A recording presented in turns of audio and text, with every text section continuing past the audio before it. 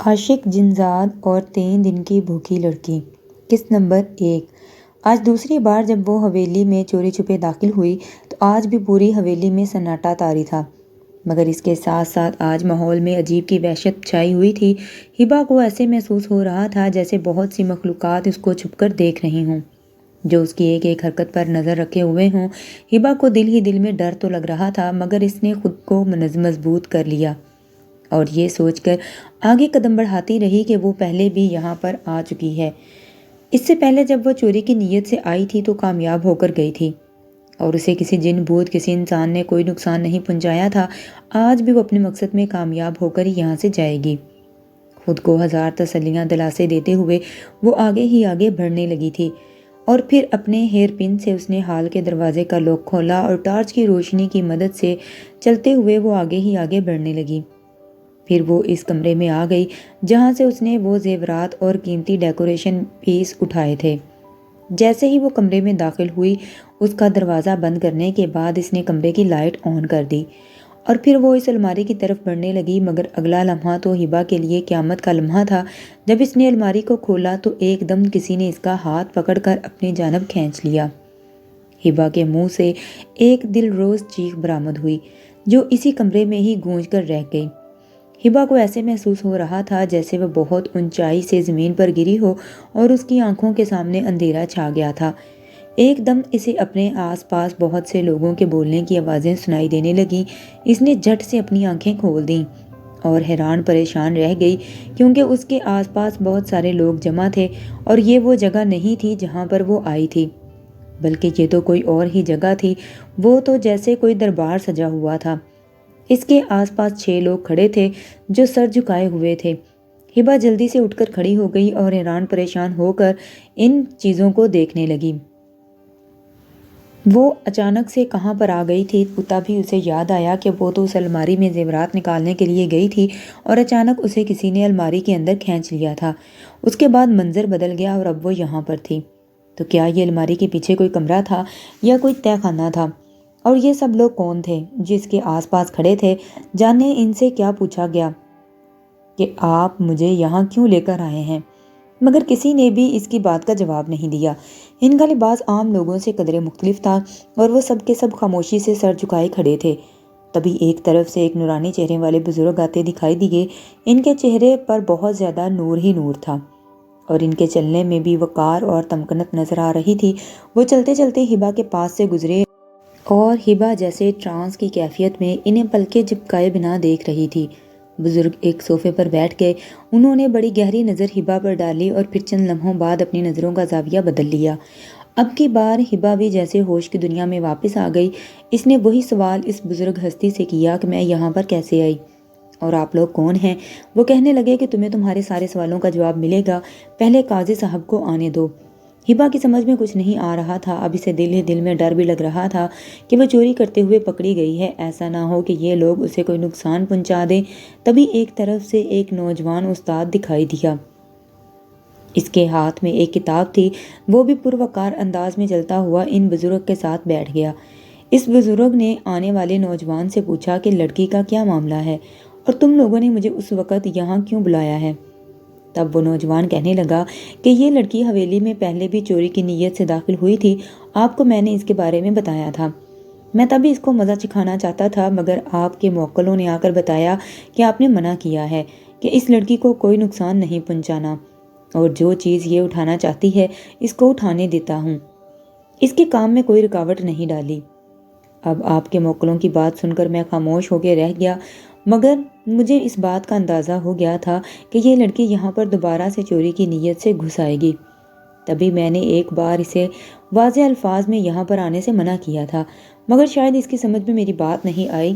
میں نے بارہا اسے دھمکانے کی، خوفزدہ کرنے کی کوشش کی تاکہ یہ دوبارہ حویلی میں آنے کی غلطی نہ کرے، مگر میرا اندازہ غلط تھا۔ آج دیکھ لیں، آج دوبارہ سے یہ لڑکی چوری کی نیت سے اس حویلی میں گھس آئی ہے۔ اس نوجوان کی بات سے ہبا کو اندازہ ہوا کہ یہ بزرگ دراصل وہی امجد شاہ صاحب ہیں جن کے بارے میں داؤد نے بتایا تھا کہ ان کے پاس بہت سے موکلات اور جنات ہیں۔ یہ سوچ کر وہ ڈر گئی کہ میرے پاس کھڑے بہت سے لوگ انسان تھے یا جنات۔ شاہ صاحب کو اپنے روبرو دیکھ کر اس کا چہرہ تو خوف کے مارے زرد پڑ گیا تھا۔ تبھی شاہ صاحب اس کی جانب متوجہ ہو گئے۔ اس کے چہرے پر جلال نظر آ رہا تھا اور وہ ان کے چہرے کی طرف نظر اٹھا کر نہیں دیکھ سکتی تھی۔ اس نے اپنی نظریں جھکائی ہوئی تھیں۔ کچھ دیر تک وہ اسے ایسے ہی دیکھتے رہے اور پھر اسے کہنے لگے کہ میں تمہارے منہ سے سننا چاہتا ہوں کہ آخر کو تم نے چوری جیسا نتیج فعل کیسے سر انجام دیا اور ایسی غلطی تم نے کیوں کی؟ کیا تم نہیں جانتی کہ ہمارے دین میں اس فعل کی کس قدر ممانعت ہے؟ چور کی تو یہ سزا ہے کہ اس کے ہاتھ کاٹ دینے کا حکم ہے۔ اب تم بتاؤ تمہارے ساتھ کیا سلوک کیا جائے؟ یہ سن کر ہبا کی آنکھوں میں آنسو آ گئے۔ اس نے شاہ صاحب کو کہا کہ میں نے جو کیا مجبوری میں کیا۔ شاہ صاحب کہنے لگے کہ گناہ کرنے کی دلیل کتنی ہی مضبوط کیوں نہ ہو، پھر بھی اس گناہ کو جائز قرار نہیں دیا جا سکتا۔ بہرحال تم یہ بتاؤ کہ تم نے آخر یہ کام کیوں کیا؟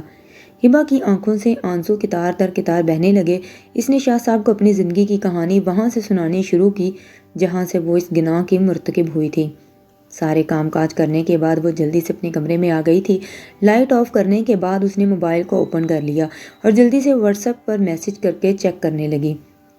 دوسری طرف اس کے ہزاروں میسیجز آئے ہوئے تھے جن کو دیکھ کر ہبا کے ہونٹوں پر مسکراہٹ ٹھہر گئی تھی۔ وہ بھی ان کے ساتھ بات کرنے کے لیے شدت سے منتظر تھا۔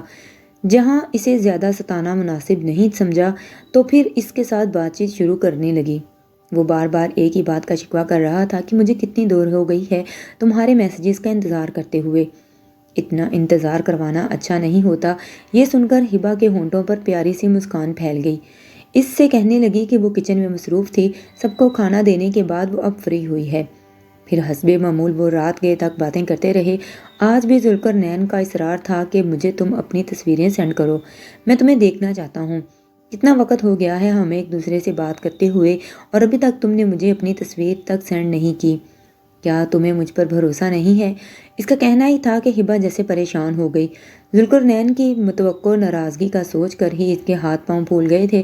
وہ اسے منانے لگی مگر آج تو ایسے لگ رہا تھا کہ ذوالقرنین اپنی بات منوائے بغیر اس کی بات نہیں سنے گا، کیونکہ وہ ہبا کی کوئی بات نہیں سن رہا تھا۔ مجبوراً ہبا نے اسے اپنی تصویر سینڈ کر دی اور ساتھ ہی اسے اس بات کی تاکید بھی کر دی کہ میری تصویر ڈیلیٹ کر دینا۔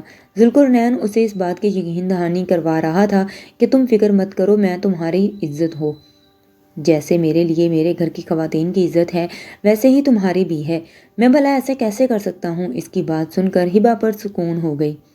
اسے تو خود سے زیادہ ذوالقرنین پر اعتبار تھا۔ اب تو وہ جہاں جاتی جو بھی کرتی اسے ہر بات بتاتی تھی۔ شروع میں تو ذوالقرنین اس کے ساتھ اس کا دل جیتنے کے لیے اس سے محبت بھری باتیں کرتا رہا، پھر رفتہ رفتہ اس کی باتوں میں جیسے ہوس ٹپکنے لگی اور وہ اپنے مدعے پر آ گیا تھا۔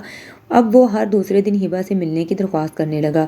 ہبا یہ سن کر پریشان ہو گئی کیونکہ اس کے لیے یہ ممکن نہیں تھا۔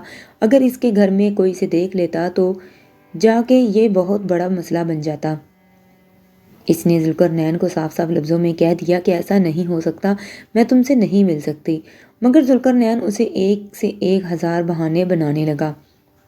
مگر ہبا کے لیے کوئی بھی بہانہ قابل قبول نہیں تھا۔ وہ اس بات پر مصر تھی کہ گھر والوں کی آنکھوں میں دھول نہیں جھونک سکتی۔ جب ذوالقرنین نے دیکھا کہ ہبا اس کی بات نہیں مان رہی تو اس نے پھر ہبا کے جذبات سے کھیلنا شروع کر دیا۔ پھر اس نے ہبا سے بات کرنا بالکل ہی بند کر دیا۔ اسے میسیجز ہبا کرتی تو اسے کالز کرتی، مگر وہ نہ اس کے میسیجز سین کرتا نہ ہی اس کی کال پک کرتا۔ مجبوراً پھر ہبا کو اس کی بات ماننی پڑی، گو کہ اس کے لیے یہ بہت مشکل کام تھا، مگر ذوالقرنین کی ناراضگی بھی وہ افورڈ نہیں کر سکتی تھی۔ کچھ دن بعد ہی وہ اس کے بتائے ہوئے پتے پر پہنچ گئے۔ وہ اپنی امی سے سہیلی کے گھر جانے کا بہانہ کر کے نکلی تھی۔ جب وہ اس کے بتائے ہوئے فلیٹ پہ پہنچی تو اس نے ایک لڑکے کو فلیٹ سے باہر جاتے ہوئے دیکھا۔ اس لڑکے نے شاید کہیں قریب ہی جانا تھا۔ جبھی وہ دروازہ کھلا چھوڑ کر چلا گیا، یہ دیکھ کر ہبا حیران رہ گئی کہ اس نے ایڈریس کو دوبارہ غور سے دیکھا جو اسے ذوالقرنین نے بتایا تھا۔ ہبا سوچنے لگی کہ ذوالقرنین نے تو کہا تھا کہ وہ اس وقت گھر میں اکیلا ہے، تو پھر یہ لڑکا کون تھا؟ ہبا یہی سوچتے ہوئے گھر کے اندر داخل ہو گئی۔ ایک کمرے سے اسے باتوں کی آواز آ رہی تھی۔ وہ حیران پریشان رہ گئی۔ اگر ذوالقرنین یہاں پر اکیلا تھا تو پھر وہ باتیں کس سے کر رہا تھا؟ کیونکہ باتوں کی آواز تو دو لوگوں کی آ رہی تھی۔ جب وہ تھوڑا اور آگے گئی تو اس نے ذوالقرنین کی بات سنی تو وہ اپنی جگہ پر جیسے پتھر کا بت بن گئی۔ وہ اپنے ساتھ موجود دوسرے شخص سے کہہ رہا تھا کہ ایک بار اسے یہاں آ لینے دو، اس کے بعد میں اسے ایسا مجبور کر دوں گا، اتنا بے بس کر دوں گا کہ اس کے پاس ہماری بات ماننے کے سوا کوئی چارہ نہیں رہے گا۔ ہبا کے خوب اعتماد سب کچھ چکنا چور ہو چکے تھے۔ اسے یقین نہیں آ رہا تھا کہ وہ جس کے ساتھ محبت کرتی تھی، جس پر آنکھیں بند کر کے اعتبار کرتی تھی، وہ اس کی عزت کے ساتھ کھیلنے کے منصوبے بنا رہا تھا۔ اب ہبا نے سوچ لیا کہ وہ ایک پل بھی یہاں نہیں رک سکتی تھی، کیونکہ یہاں پر تو اس کی عزت کو خطرہ تھا۔ اگر ذوالقرنین یا اس کا کوئی دوست اسے دیکھ لیتا تو پھر جا کے یہاں سے بھاگنا بہت مشکل ہو جاتا۔ جلدی سے وہ مین گیٹ سے باہر نکل گئی اور تقریباً بھاگتے ہوئے روڈ پر پہنچی تو اسے قریب ہی ایک رکشہ مل گیا اور وہ سیدھا گھر آ گئی۔ اس کا سانس دھنکی کی مانند چل رہا تھا۔ اسے اس بات پہ یقین نہیں آ رہا تھا کہ یہ سب کیا تھا۔ آخر وہ کون سی آگ تھی جس میں وہ کودنے جا رہی تھی۔ جب وہ گھر واپس آئی تو امی نے اس کے تاثرات دیکھے تو حیران پریشان رہ گئیں۔ اس سے پوچھنے لگیں کہ کیا ہوا ہے، تمہاری طبیعت ٹھیک ہے؟ ہبا نے انہیں بہت مشکل سے بہلایا اور انہیں کہنے لگی کہ اچانک سے مجھے چکر آ گئے اور جب میں سہیلی کے گھر میں گئی تو وہ گھر پہ موجود ہی نہیں تھی، اس لیے میں جلدی واپس آ گئی۔ اس کی امی نے اسے ڈانٹنے لگی کہ تمہیں سہیلی کے گھر میں اس کو بتا کر جانا چاہیے تھا، خواہ میں تمہیں اتنی زحمت اٹھانی پڑی۔ میں تمہیں پہلے بھی کہہ رہی تھی کہ ابو یا بھائی کے ساتھ ان کے گھر چلے جانا، مگر تم سنتی کہاں ہو۔ اچانک سے گھر میں مہمان آ گئے تو اس کی امی کا دھیان دوسری سمت میں چلا گیا، ورنہ اگر وہ مسلسل اس کے چہرے کے تاثرات کو دیکھتی رہتی تو وہ چونک جاتی اور ہبا کے لیے انہیں قائل کرنا بہت مشکل ہو جاتا۔ اپنے کمرے میں آنے کے بعد جب اس نے موبائل کھولا تو اس کے موبائل پر ذوالقرنین کی سینکڑوں کالز آئی ہوئی تھیں۔ اس کے ساتھ کتنے ہی میسیجز آئے تھے جن میں وہ اس کے بارے میں پوچھ رہا تھا اور اس کے ساتھ ناراضگی کا اظہار کر رہا تھا۔ ہبا کو اس سے نفرت محسوس ہونے لگی، اس سے گھن آنے لگی۔ تب ہبا نے اسے بتایا کہ میں وہاں پر آئی تھی اور میں تمہارے گھنونے ارادوں کے بارے میں جان چکی ہوں۔ تبھی میں وہاں سے بھاگ گئی اور خدا کا شکر ادا کرتی ہوں کہ مجھے تمہاری اصلیت وقت پر پتہ چل گئی، ورنہ نہ جانے میرے ساتھ کیا ہوتا۔ میں کسی کو منہ دکھانے کے قابل بھی نہ رہتی یا مجھے خودکشی کرنی پڑتی۔ مجھے خود سے گھن آ رہی ہے کہ میں نے تمہارے جیسے گھٹیا انسان سے محبت کی۔ ہبا کا میسیج سین کرنے کے بعد کتنی دیر تک ذوالقرنین کا کوئی رپلائی نہیں آیا۔ ہبا اپنی بے وقوفی پر پھوٹ پھوٹ کر رو دی، پھر اس کا نمبر بلاک کر دیا اور خود کو کوسنے لگی کہ اس نے گھر والوں کو دھوکہ دے کر خود کے ساتھ بہت ظلم کیا ہے۔ اگر اس کے گھر والوں کو یہ بات پتہ چل جاتی تو نہ جانے اس کے ساتھ کیا ہو سکتا تھا۔ تب بھی اس کے موبائل پر اجنبی نمبر سے میسیج آنے لگے۔ جب اس نے موبائل آن کیا تو وہ ذوالقرنین کا دوسرا نمبر تھا۔ اس نے ہبا کی تصویریں اسے سینڈ کی تھیں، مگر یہ تصویریں ویسی نہیں تھیں جیسی ہبا نے اسے سینڈ کی تھیں۔ یہ تصویریں ایسی تھیں کہ اگر کوئی انہیں دیکھ لیتا تو اس کے لیے ہبا کا کردار مشکوک ہو جاتا۔ ہبا کبھی بھی اپنی بے گناہی کو ثابت نہیں کر سکتی تھی۔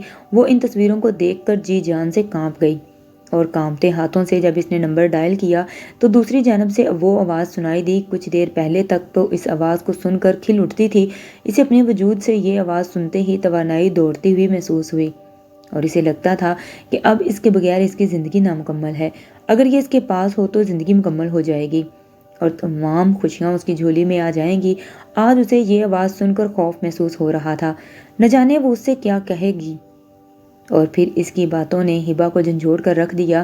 وہ ہبا سے مطالبہ کرنے لگا کہ تم میرے نمبر پہ اتنے پیسے سینڈ کرو، ورنہ میں تمہارے پاس تمہارے بھائی اور باپ کا نمبر موجود ہے اور یہ تصویریں میں انہیں سینڈ کر دوں گا اور نیٹ پر بھی ڈال دوں گا، تب تمہاری عزت کیا رہ جائے گی۔ ہبا کو اپنے کانوں پہ یقین نہیں آ رہا تھا کہ یہ وہ کیا سن رہی ہے۔ اسے وہ انسان بلیک میل کر رہا تھا جس پر اس نے اپنی ذات سے بھی بڑھ کر اعتماد کیا تھا۔ اس نے ذوالقرنین کی بہت منتیں کی، اس نے آگے ہاتھ جوڑے، مگر وہ جیسے کچھ بھی سننے کو تیار نہیں تھا۔ اس کا ایک ہی مطالبہ تھا کہ مجھے پیسے چاہیے، جیسے بھی کر کے مجھے پیسے دو، میں نہیں جانتا تو پھر اپنے آپ کو میرے اور میرے دوستوں کے حوالے کر دو۔ وہ دونوں میں سے ایک بات کو ماننے پر تیار نہیں تھی، جبکہ ہبا کے لیے دونوں کام ہی بہت مشکل تھے۔ اب اس کا ذہن تیزی سے دوڑ رہا تھا۔ وہ سوچ رہی تھی کہ ذوالقرنین کو کس طرح سے اس کی مطلوبہ رقم ادا کر سکتی ہے، کیونکہ دوسرا عمل تو وہ کسی بھی صورت میں نہیں کر سکتی تھی۔ دوسری صورت میں وہ اس کے ماں باپ کی تصویریں بھیج دیتا یا نیٹ پر ڈال دیتا تو اس کا مستقبل تاریک ہو جاتا۔ اس کا ذہن یہ سوچنے میں مگن ہو گیا کہ وہ اتنے پیسوں کا بندوبست کیسے کر سکتی ہے۔ اس نے اپنی تمام تر جیولری کو سیونگ کو ذہن میں لایا۔ اس کی رقم اتنی نہیں بنتی تھی۔ ویسے بھی کل کو اگر اس کی امی ان چیزوں کے بارے میں پوچھ لیتی تو وہ انہیں کیا جواب دیتی؟ یہ حل بھی قابل قبول نہیں تھا۔ پھر اس نے دل پر پتھر رکھ کر یہ فیصلہ کیا کہ اب وہ چوری کر کے اسے یہ رقم ادا کر دے گی۔ اپنی عزت بچانے کے لیے اس نے کچھ نہ کچھ تو کرنا ہی تھا۔ اس مقصد کے لیے اس نے آس پاس رہنے والے لوگوں پر، ان کے معمولات پر نظر رکھنی شروع کر دی کہ اسے مطلوبہ رقم کہاں سے مل سکتی ہے۔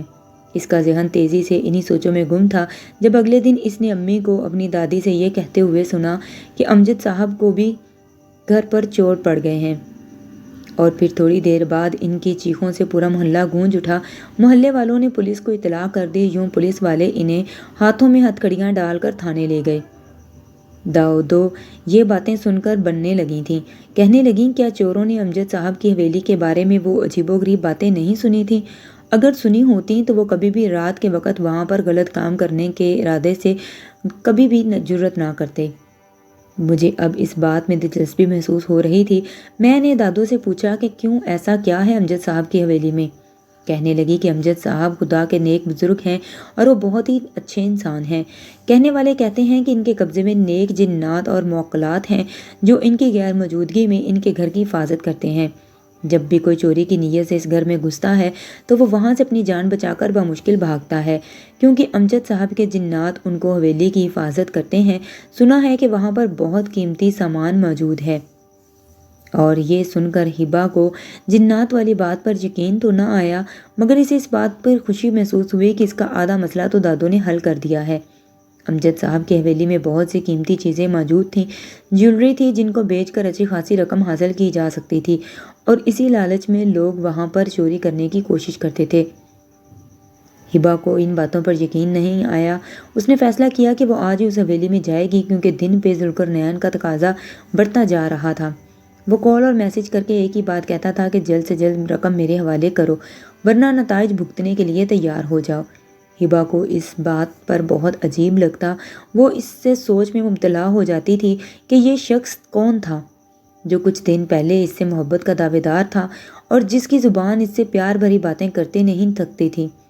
اب وہ دولت کے لالچ میں اس قدر اندھا ہو چکا تھا کہ اپنی تمام تر باتوں سے پھر چکا تھا، اور ہبا یہ سوچ رہی تھی کہ وہ اپنے آپ پر یقیناً کسی اور لڑکی کو پھانسنے کے چکر میں ہوگا۔ ہبا چاہتی تھی کہ وہ اسے اس اقدام سے روکے، اسے اس کی غلطی کا احساس دلائے، مگر وہ ایک کمزور لڑکی تھی۔ وہ کیا کر سکتی تھی؟ اسے تو اپنی جان اور عزت بچانا مشکل لگ رہا تھا۔ ایسے بھی وہ کسی اور کے لیے کیا کر سکتی تھی؟ گھڑی رات کے 12 کا ہندسہ بجا رہی تھی۔ ہبا کے گھر والے بے خبر سو رہے تھے، سب اپنے اپنے کمروں میں تھے۔ تبھی ہبا دبے پاؤں اپنے کمرے سے نکلی اور اس سے باہر جانے کے لیے داخلی دروازے کی بجائے پچھلے کمرے کا انتخاب کیا، جو کہ گیلری سے باہر کھلتا تھا۔ اس دروازے کا استعمال کم کیا جاتا تھا، اور ہبا کو یقین تھا کہ اگر وہ گھر سے باہر جانے کے لیے اس دروازے کا انتخاب کرے گی تو کسی کو اس کی غیر موجودگی پر شک نہیں ہوگا، اور وہ آرام سے اپنا مقصد بھی حاصل کر لے گی۔ ویسے بھی داخلی دروازے پر تو ایک بڑا سا موٹا سا تالا لگا ہوتا تھا جس کی چابی اس کے ابو کے پاس ہوتی تھی۔ رات کو 12 بجے کے بعد ہبا چھپتے چھپاتے اپنے گھر سے نکل آئی۔ جب وہ گھر سے نکلی تو سردی کی ایک شدید لہر نے اس کا استقبال کیا۔ پوری گلی اندھیرے میں ڈوبی ہوئی تھی، کوئی بھی زیرو نظر نہیں آ رہا تھا۔ رات کے اس پہر اس سردی میں کوئی انسان گھر سے باہر نکلنے کے بارے میں سوچ بھی نہیں سکتا تھا۔ وہ تیزی سے قدم اٹھاتی آگے کی جانب بڑھ رہی تھی۔ امجد صاحب کا گھر تھوڑا سا دور ہی تھا، اور 10 منٹ پیدل سفر طے کرنے کے بعد وہ اس کی حویلی میں پہنچ گئی تھی۔ اس کے اندازے کے مطابق ٹھیک 10 منٹ کے بعد وہ اس حویلی کے پاس تھی۔ حویلی کے داخلی دروازے پر تالا لگا ہوا تھا۔ ہبا نے حویلی میں داخل ہونے کے لیے دیوار سے کودنے کا ارادہ کیا۔ اسے بچپن سے ہی دیوار پھلانگنا اور چھتوں پر چڑھنا بہت ہی زیادہ مشکل لگتا تھا، اور پھر وہ ایسے تالے کھولنے میں بھی مہارت حاصل کرتی تھی۔ اس حویلی میں جب وہ دیوار کے ساتھ داخل ہوئی تو ایک لمحے کو دادو کی کہی ہوئی باتیں اس کے ذہن میں گھوم گئیں۔ ایک پل کو تو وہ خوف سے کانپ کر رہ گئی۔ اس نے سوچا کہ اگر امجد صاحب کے جنات نے اسے تنگ کیا تو کیا ہوگا؟ اگر اس نے بھی چیخنا چلانا شروع کر دیا اور محلے والوں نے پولیس والوں کو اطلاع کر دی تو اس نے خود کو تسلی دی کہ ایسا نہیں ہوگا۔ جو بھی کرنا تھا یہی سوچ سمجھ کر کرنا تھا۔ وہ آہستہ روی سے قدم اٹھاتے ہوئے آگے ہی آگے بڑھنے لگی، اور ہال کے دروازے پر پہنچ کر وہ اپنے بالوں سے ہیئر پن اتار کر دروازے کی ناب میں گھمانے لگی تو دروازہ ایک آواز کے ساتھ کھل گیا۔ پورا گھر اندھیرے میں ڈوبا ہوا تھا۔ اپنے ساتھ ایک چھوٹی سی ٹارچ لے کر وہ آئی تھی۔ ٹارچ کی قلیل روشنی اس تاریکی کا مقابلہ نہیں کر سکتی تھی۔ جی تو دوستو، کہانی کا پہلا حصہ آپ کو کیسا لگا مجھے کمنٹ سیکشن میں ضرور بتائیں۔ ویڈیو اچھی لگی ہو تو میرے چینل کو سبسکرائب کریں، ویڈیو کو لائک کریں، شیئر کریں۔ ملتے ہیں پھر بہت جلد کہانی کے سیکنڈ لاسٹ پارٹ کی طرف۔